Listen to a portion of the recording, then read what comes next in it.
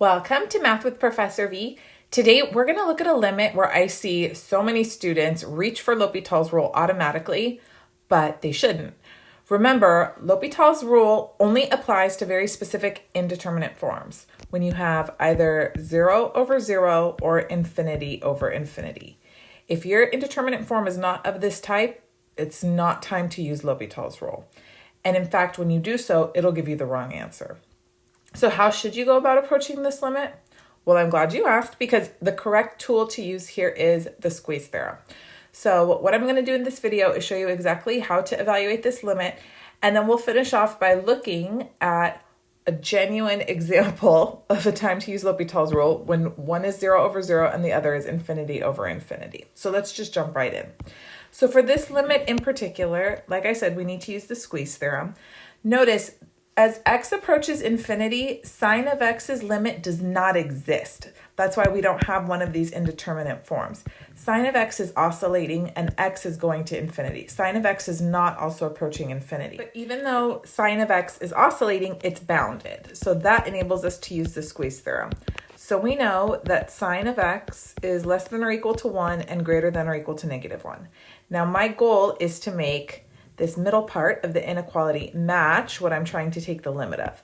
So in order to do that, I'm going to come through and divide everybody by x. So sine of x over x is less than or equal to 1 over x and is also greater than or equal to -1 over x. And I know x is positive because we're going to positive infinity. So the direction of the inequality is preserved. And then now, basically, it's pretty straightforward. I just take the limit as x approaches infinity of -1 over x. That's 0. And then take the limit of the function that is the upper bound. So a limit as x approaches infinity of 1 over x, that's also 0. So therefore we can say that the limit as x approaches infinity of sine x over x is sandwiched or squeezed to also have to be 0. And cite your sources. Say this is by the Squeeze Theorem. Okay. So then how do you know when it's time to use L'Hopital's rule? As I said, always check that you have an indeterminate form of the type 0 over 0 or infinity over infinity. Take a half a second to verify before you jump in and do L'Hopital's rule. And so let's go look at some examples. First one here, we have the limit as x approaches 0 of e to the x minus 1 over x squared. So check, as x goes to 0, the numerator is approaching e to the 0 minus 1. That's 0, isn't it? 1 minus 0 minus 1. And then the denominator, x is going to 0, that's also approaching 0. So we do have an indeterminate form of the type 0 over 0. We can go ahead, apply L'Hopital's rule. So now we have limit, x goes to 0. We can differentiate the numerator and denominator separately. So derivative of the numerator is going to be e to the x minus 1. Derivative of the denominator is going to be 2x. Okay, now let's see what's happening. So if I substitute in x is 0, e to the 0, that's 1, minus 1, I've got 0 in the numerator, and then 2x, 2 times 0, I have 0 in the denominator again. Oh. Don't be frightened. It just means we need to use L'Hopital's rule again, and we are allowed to because we have an indeterminate form of the type 0 over 0. That's right. So derivative of the numerator, derivative of e to the x is e to the x. Derivative of -1 is just 0, and then derivative of the denominator would be 2. Now let's see. If I substitute in 0 for x, e to the 0, that's 1, and then the denominator is already a constant, so the limit is 1/2. Perfect. What about the other type of indeterminate form? I got one ready for you.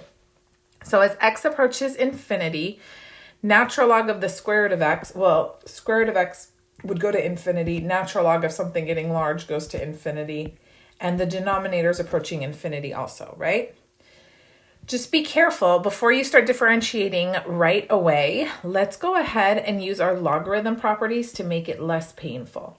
Remember, I can rewrite ln of the square root of x as ln of x to the 1/2 power. And then I can move that 1/2 to the front of my logarithm. And I'm so excited I want to do that instead of leaving it the way it is.